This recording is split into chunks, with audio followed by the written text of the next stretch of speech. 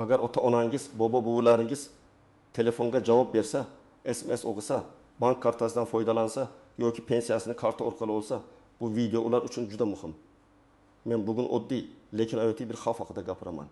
Telefon firibgarlari, soxta bank xodimlari, soxta davlat tashkilotlari va internet orqali pul yechib olish usullari.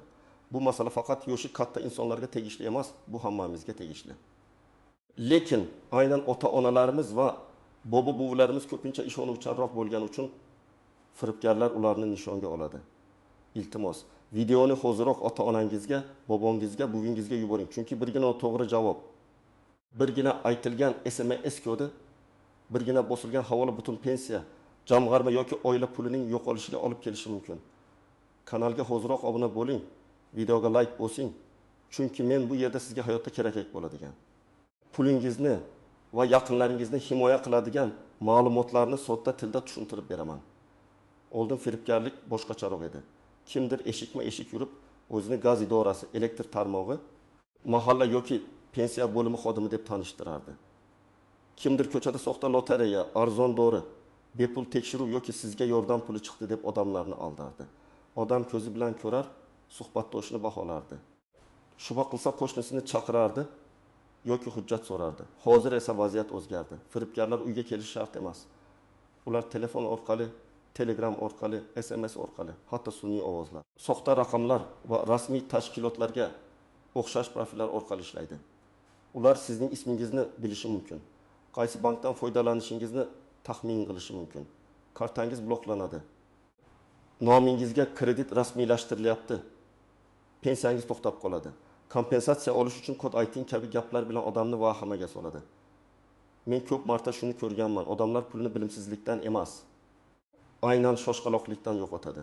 Firibgarning asosiy quroli bu texnika emas, psixologiya. U sizni qo'rqitadi, shoshiradi, yolg'iz qaror qildirishga majbur qiladi. Hech kimga aytmang, telefonni qo'ymang. Hozir aytmasangiz kech bo'ladi. Bu xavfsizlik tekshiruvi degan gaplar aynan tuzoq belgisidir.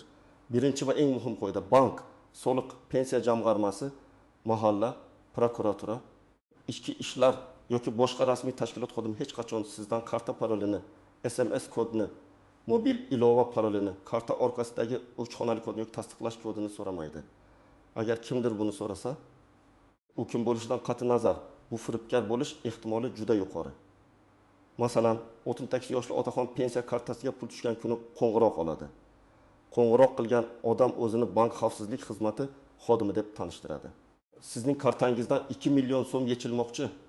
Hozir to'xtatamiz, SMS kodni ayting deydi. Otaxon qo'rqib ketadi.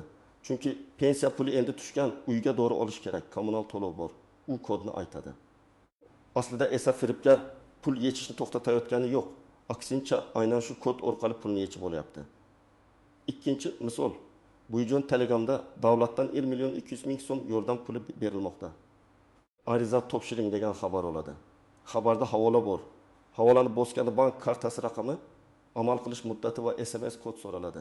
Buyijon buni rasmiy yordam deb o'ylaydi.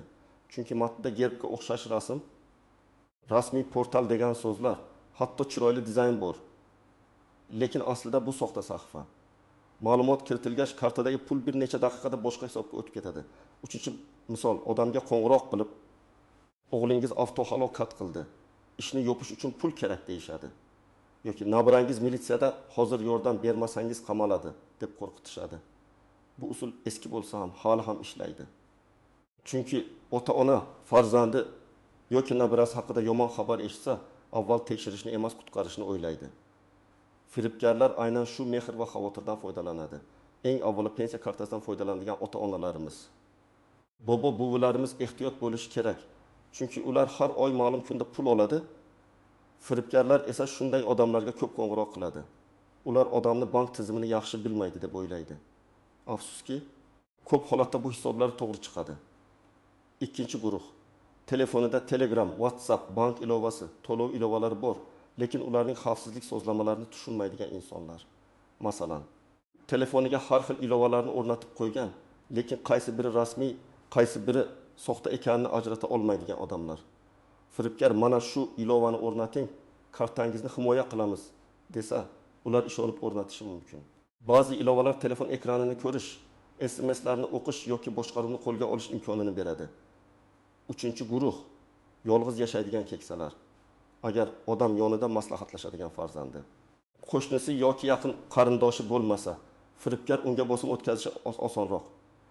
Hozir ayting, telefonni qo'ymang. Boshqalarga aytsangiz hisobingiz muzlatiladi. Kabi gaplar bilan uni yolg'iz qaror qildirishga urinadi. To'rtinchi guruh men aldanmayman deb o'ylaydigan odamlar. Men buni alohida aytaman. Firibgarlar faqat sodda odamlarni aldamaydi. Ular o'qituvchi, shifokor, tadbirkor, muhandis, davlat xizmatchisi, hatto bankda ishlagan odamlarni ham aldashi mumkin. Chunki gap faqat bilimda emas, vaziyatda.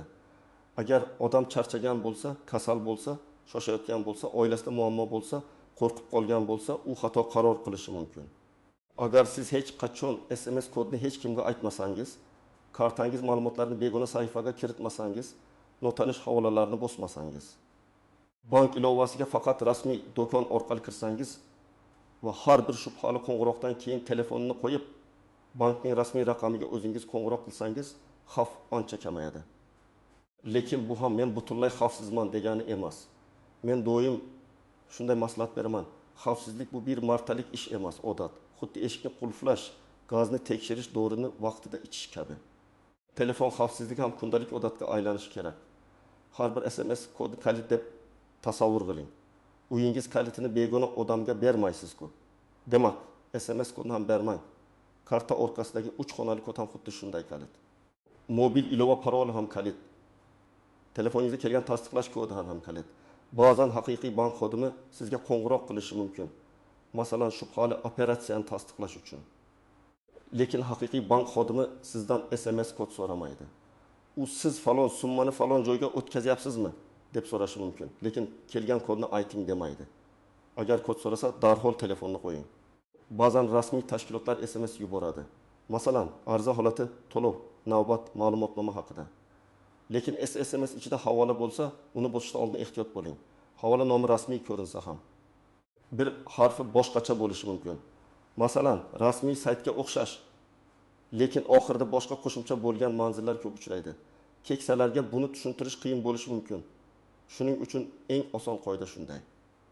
Agar havola orqali karta ma'lumoti yoki SMS kod so'ralsa, kiritmang. Yana bir nozik joy. Firibgarlar raqamni soxtalashtirishi mumkin.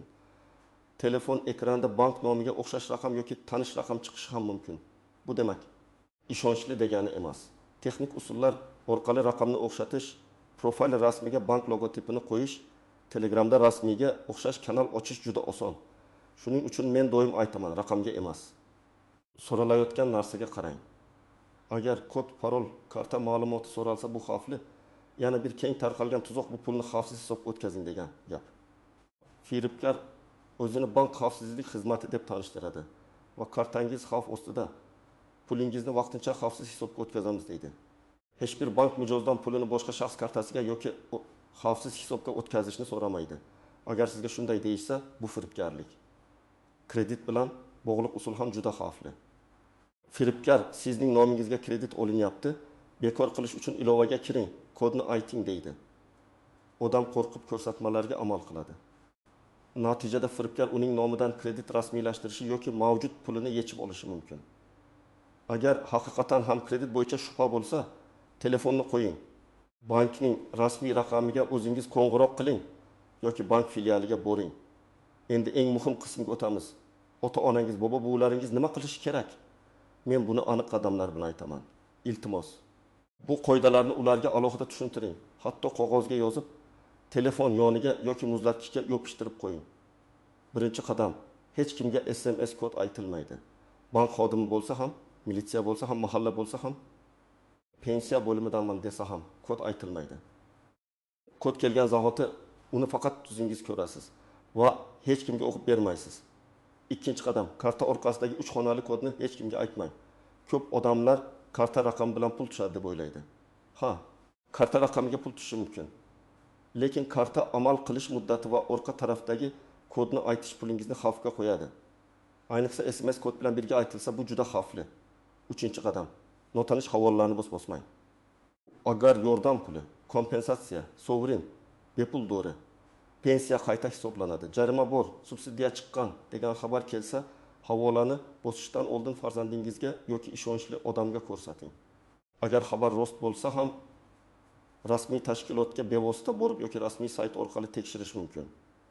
4-qadam, shubhali qo'ng'iroqda telefonni darhol qo'ying. Bu odobsizlik emas, bu xavfsizlik. Firibgarlar sizni telefonda ushlab turishni xohlaydi, chunki siz o'ylab olishga ulgurmaysiz. Telefonni qo'ying, chuqur nafas oling. Keyin bank kartangiz orqasidagi yoki rasmiy saytdagi raqamga o'zingiz qo'ng'iroq qiling. Hech qachon qo'ng'iroq qilgan odam aytgan raqamga qayta qo'ng'iroq qilmang. 5-qadam, oilaviy parol belgilang. Bu juda oddiy va samarali usul. Masalan, oilangizda bir maxfiy so'z bo'lsin. Agar kimdir nabirangiz muammoga tushdi desa, avval o'sha maxfiy so'zni so'rang. Haqiqiy farzand yoki nabira bu so'zni biladi. Firibgar esa bilmaydi. Bu usul ayniqsa avariya bo'ldi. Militsiyaga tushdi. Tez pul kerak kabi aldovlarda yordam beradi. 6-qadam, bank kartalarida limit qo'ying. Agar ota-onangiz kartasiga pensiya tushsa, bir kunda yechiladigan yoki o'tkaziladigan summa limitini kamaytirish mumkin. Masalan, kunlik onlayn to'lov limitini pastroq qilib qo'yish, katta pulni alohida xavfsiz hisobda saqlash, asosiy kartada faqat kundalik xarajat uchun pul qoldirish mumkin. Bu firibgar pul yechishga urinsa ham zararni kamaytiradi. 7-qadam, SMS xabarnomalarini yo'qing. Har bir kirim va chiqim haqida xabar kelib tursa, odam pul harakatini tez sezadi.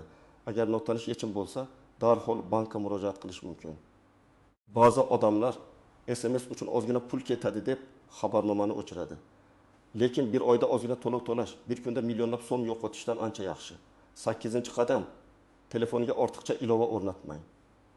Ayniqsa kimdir telefon orqali mana bu dasturni o'rnating desa, aslo o'rnatmang.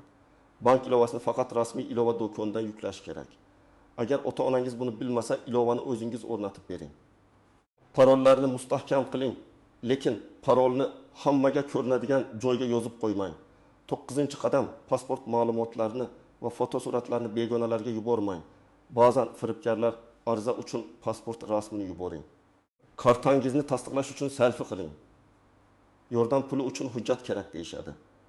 Pasport rasmi, yuz fotosurati, karta rasmi keyinchalik boshqa firibgarliklarda ishlatilishi mumkin. Hujjat yuborishdan oldin albatta rasmiylikni tekshirish kerak. 10-qadam, agar pul ketgan bo'lsa, uyalib o'tirmang. Darhol bankka qo'ng'iroq qiling, kartani blok qildiring, operatsiyani bahslashtirish bo'yicha ariza qoldiring. Keyin ichki ishlar organlariga murojaat qiling.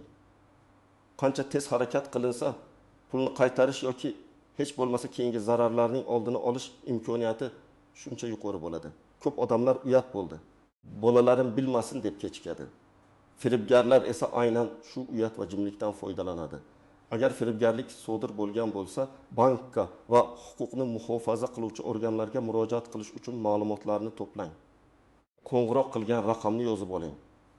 SMS yoki Telegram xabarlarini o'chirmang. Havola, profil nom, karta raqami, pul o'tgan vaqt va summa, bankdan kelgan xabarlar skrinshotini saqlang. Agar telefon orqali gaplashgan bo'lsangiz, qachon, taxminan soat nechada, nima deyilganini yozib qo'ying. Bankka murojaat qilganda shunday mazmunda aytish mumkin. Mening kartamdan ruxsatimsiz pul yechildi. Kartani zudlik bilan blok qilishingizni, oxirgi operatsiyalarni tekshirishingizni va nizoli operatsiya bo'yicha ariza qabul qilishingizni so'rayman. Agar bank filialiga borsangiz, pasportingizni oling.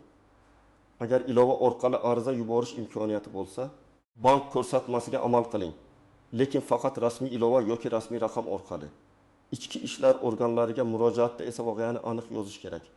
Kim qo'ng'iroq qildi? O'zini kim deb tanishtirdi? Qanday ma'lumot so'radi? Siz nima berdingiz? Qancha pul ketdi? Qaysi vaqtda ketdi? Men o'zim aybdorman deb o'ylamang. Firibgarlik bu jinoyat. Jabrlanuvchi yordam so'rashga haqli. Farzandlar uchun ham alohida gapim bor. Ota-onangizni qo'ymang. Qanday qilib aldandingiz? Shuni ham bilmaysizmi deb gapirsangiz, keyingi safar ular sizga aytmay qo'yadi. Eng yomon holat shu. Chunki firibgarlar bir marta aldagan odamga yana qaytishi mumkin. Sizning vazifangiz ularni qo'rqitish emas, himoya qilish. Haftada bir marta ota-onangiz telefonini birga tekshiring. Shubhali SMS'lar bormi? Notanish ilovalar o'rnatilganmi? Bank ilovasida limitlar sozlanganmi? Telegramda g'alati kanallar bormi? Ko'rib chiqing. Ularga 3 ta asosiy gapni yodlatib qo'ying. Kod aytmayman, havola bosmayman. Shubhali qo'ng'iroqda telefonni qo'yaman. Shu uchta qoida ko'p falokatning oldini oladi. Yana bir yaxshi usul: telefon kontaktlarga bankning rasmiy raqamini, farzandlarning raqamini, yaqin qo'shnining raqamini aniq nom bilan yozib qo'ying. Masalan, bank rasmiy raqami o'g'lim, qizim, qo'shni yordam. Shunda keksalar shubhali holatda kimga qo'ng'iroq qilishni biladi. Agar ota-onangiz bank ilovasidan foydalanmasa ham, karta xavfsizligini tekshiring. Ba'zan eski karta raqamlari internet do'konlarida saqlanib qolgan bo'ladi. Ba'zan telefon raqami eski, lekin karta unga ulangan bo'ladi.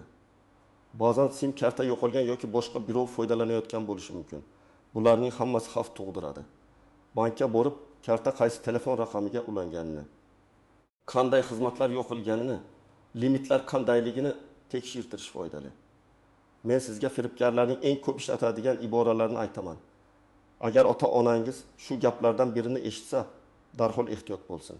Nomingizga kredit rasmiylashtirilyapti. Bekor qilish uchun tasdiqlang. Avval telefonni qo'yib, bankka o'zingiz qo'ng'iroq qiling. Nabirangiz avariyaga uchadi, tez pul yuboring. Avval nabirangizga yoki ota-onasiga qo'ng'iroq qiling, oilaviy maxfiy so'zni so'rang. Siz sovrin yutdingiz, komissiya to'lang. Sovrin olish uchun oldindan pul to'lash talab qilinsa, bu ko'pincha aldov. Mana shu gaplar oddiy ko'rinsa ham, real hayotda minglab odamlar aynan shunday iboralar tufayli puldan ayriladi. Firibgar odamni gap bilan boshqaradi. Avval qo'rqitadi, keyin yechim taklif qiladi, keyin shoshiradi, keyin kod yoki pul so'raydi. Shu zanjirni ko'rsangiz, darhol to'xtang.